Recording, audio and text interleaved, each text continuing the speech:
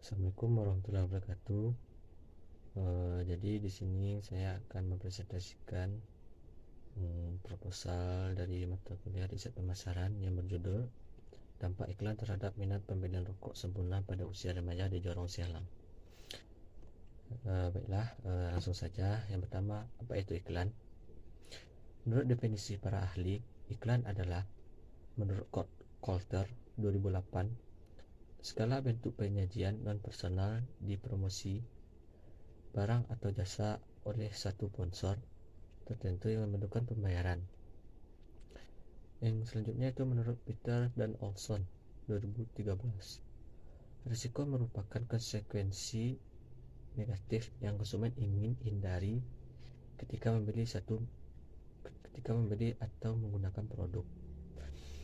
Selanjutnya itu menurut Skisman dan Canuck dalam Yovina 2015 menjelaskan tipe risiko yang akan dialami konsumen dalam memutuskan untuk membeli produk, yaitu risiko fungsional, risiko fisik, dan risiko keuangan. Tingkat kematian akibat rokok ini menurut WHO ada sekitar data menunjukkan rokok membunuh 5,54 juta orang per tahun dan menyumbang 1 dari 10 kematian orang dewasa di seluruh dunia.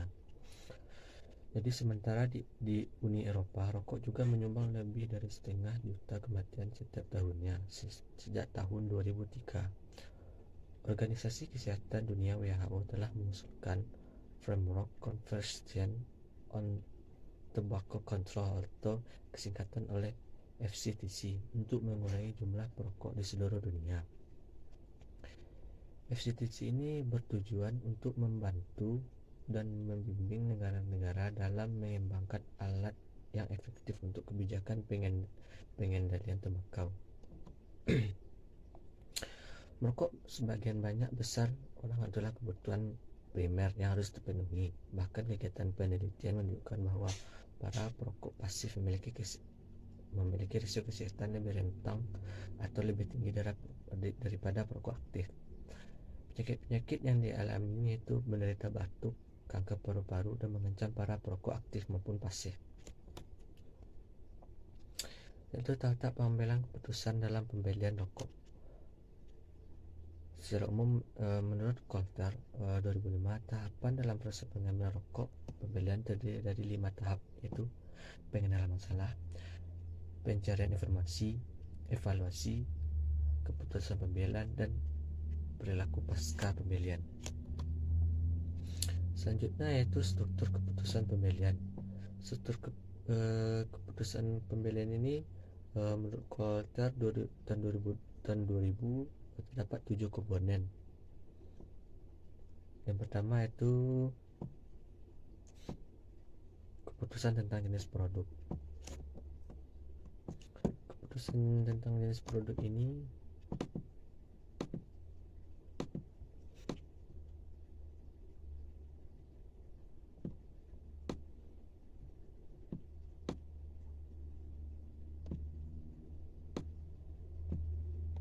yaitu konsumen dapat mengambil keputusan pembelian suatu produk atau menggunakan uangnya untuk tujuan lain. Yang kedua itu keputusan tentang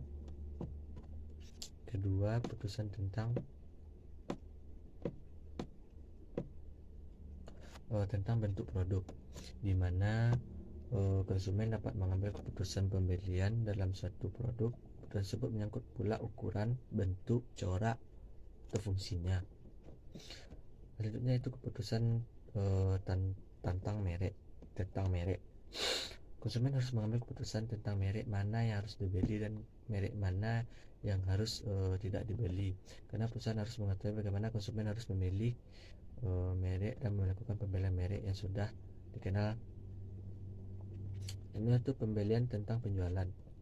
Di sini konsumen harus mengambil keputusan di mana produk tersebut akan dibeli. Dalam hal ini, produsen, pedagang besar, dan pengecer harus mengetahui bagaimana konsumen menyukai barang tersebut. Selanjutnya itu keputusan tentang jumlah produk. Di sini konsumen dapat mengambil keputusan tentang seberapa banyak produk yang harus dibeli pada suatu saat itu. Selanjutnya, keputusan tentang waktu pembelian. Konsumen harus mengambil keputusan yang tepat untuk membeli satu produk ini, apakah produk ini berguna atau tidak. Selanjutnya itu keputusan tentang cara pembayaran. Konsumen pun harus tahu tentang metode atau cara pembayaran produk yang harus dibeli, secara tunai ataupun kredit. Selanjutnya yaitu indikator keputusan pembelian. Terdapat indikator dari keputusan pembelian melalui Koster tahun 2007 halaman 222, yaitu yang pertama itu kemantapan pada sebuah produk. Kemantapan sebuah produk ini adalah kualitas produk sangat baik dan membangun kepercayaan konsumen hingga merupakan penunjang kepuasan konsumen. Selanjutnya itu kebiasaan dalam membeli produk. Di sini kebiasaan nilai pengulangan secara terus menerus konsumen membeli produk kepada produsen dengan produk yang sama. Selanjutnya itu memberikan rekomendasi pada orang lain. Memberikan rekomendasi ini adalah seorang membeli produk A dan dia mendapatkan kepuasan saat menggunakan produk A tersebut, sehingga produsen konsumen ini merekomendasikan kepada orang lain supaya menyarankan kepada orang lain untuk membeli produk ini karena sangat berguna. Melakukan pembelian ulang. Maksud pembelian ulang ini, individu melakukan pembelian produk atau jasa dan menentukan untuk membeli lagi, maka pembelian keduanya sebenarnya disebut pembelian ulang. Selanjutnya desain kemasan. Desain kemasan itu sendiri menurut Koster 2011 halaman 332 menyebutkan desain adalah totalitas fitur yang mempengaruhi bagaimana sebuah produk terlihat, terasa, dan berfungsi untuk konsumen, di mana desain menawarkan manfaat fungsional dan estetika menarik, sosial, rasional, dan emosional.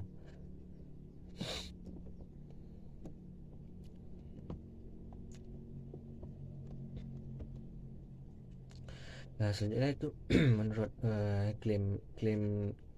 Klimchuk dan Krosovek tahun 2007 desain kemasan adalah bisnis kreatif yang mengaitkan bentuk, struktur, material, warna, citra, dan tipografi dan elemen-elemen desain lainnya dengan informasi produk agar produk dapat dipasarkan. Selanjutnya faktor-faktor desain kemasan. Menurut Fandi Ciptono tahun 2012 dalam bukunya halaman 254, beberapa faktor yang dapat mempertimbangkan mengenai desain kemasan sebagai berikut. Yang pertama itu desain yang sederhana lebih disukai daripada desain yang rumit. Yang kedua, suatu desain atau bentuk yang teratur akan memiliki daya tarik lebih daripada daya tarik yang tidak teratur, yang bisa mengakibatkan satu hambatan mental sehingga mendorong pelanggan beralih ke sesuatu yang lain. Selanjutnya, satu produk yang tidak seimbang tidak akan menyenangkan. Keempat, bujur sangkar yang lebih disukai daripada persegi panjang dan kotak mempunyai bujur sangkar yang lebih disukai daripada yang tidak. Desain atau bentuk seharusnya menyentuh perasaan dan lembut.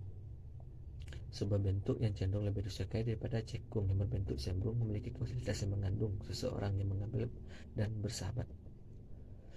Indikator desain kemasan tersebut menurut Klimchuk dan Krosovek 2007, dimensi yang pertama yaitu dimensi desain grafis yang terdiri atas merek, warna, tipografi, dan gambar. Ini sama seperti definisi yang tadi, di mana yang kedua dimensi struktur terdiri bentuk, ukuran, dan material. Dan ketiga dimensi informasi produk. Hubungan desain kemasan dengan keputusan membeli.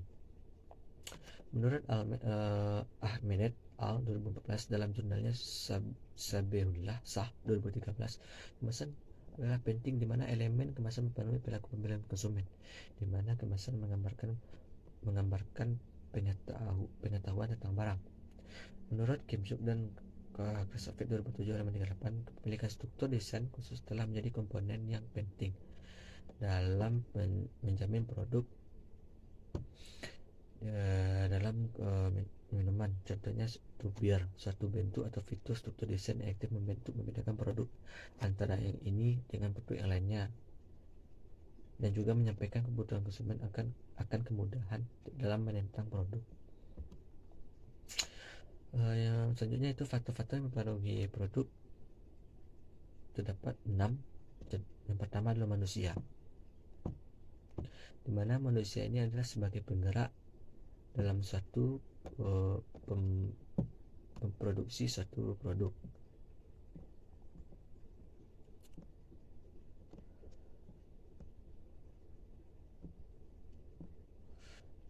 Yang kedua itu metode. Metode ini adalah meliputi prosedur kerja di mana setiap orang yang harus melaksanakan kerja harus sesuai dengan tugas yang dibebankan atau yang diberikan kepada individu tersebut.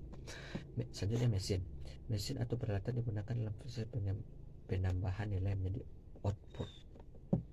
Selanjutnya bahan baku yang diproses produksi akan menghasilkan suatu barang jadi, sejenisnya yang digunakan untuk memenuhi nilai output yang beragam pula. Selanjutnya ukuran, di mana ukuran ini adalah sangat penting. Dalam setiap produksi harus ada ukuran sebagai standar penilaian agar setiap tahap produksi dinilai kinerjanya. Kemampuan dari standar ukuran tersebut merupakan faktor penting yang mengukur kinerja sebuah tahapan produksi. Dan lingkungan, di mana lingkungan ini proses produksi berada sangat mempengaruhi hasil atau kinerja proses produksi. Bila lingkungan kerja berubah, maka kinerja pun akan berubah. Indikator kualitas produk. Menurut Garvin terdapat 8 indikator produk yang bisa digunakan sebagai kerangka perencanaan dan analisis strategi. Pertama, kinerja, yaitu karakteristik operasi pokok dari satu inti yang dibeli kemampuan dalam menjalankan fungsi dari produk tersebut. Tampilan, yaitu aspek informasi yang berguna untuk menambah fungsi dasar berkaitan dengan pemilihan suatu barang dan pengembangannya. Keahlian atau keandalan, yaitu kemungkinan suatu barang berhasil menjalankan fungsinya setiap kali digunakan dalam periode tertentu. Selanjutnya, kesesuaian dalam spesifikasi, sejauh mana karakteristik barang ini dan korelasi memenuhi standar yang ditetapkan sebelumnya. Daya tahan, pelayanan, dan estetika. Dan ke-8, antara kali kualitas yang dipersepsikan, yaitu maksudnya sini cita yang atau reputasi sebuah produk tersebut dapat menyebabkan suatu produk tersebut bernilai, atau dengan maksud lain, untuk apa produk ini diproduksi. Yaitu hubungan kualitas produk dan keputusan pemilihan. Menurut Fandi Tijiptono, kualitas produk mempunyai hubungan yang sangat erat dengan sikap konsumen, di mana kualitas produk memberikan suatu dorongan kepada konsumen untuk menjalin suatu hubungan yang kuat dengan perusahaan. Hipotesis itu selanjutnya, maka peneliti dapat menemukan yaitu iklan rokok berpengaruh signifikan terhadap proses pembelian.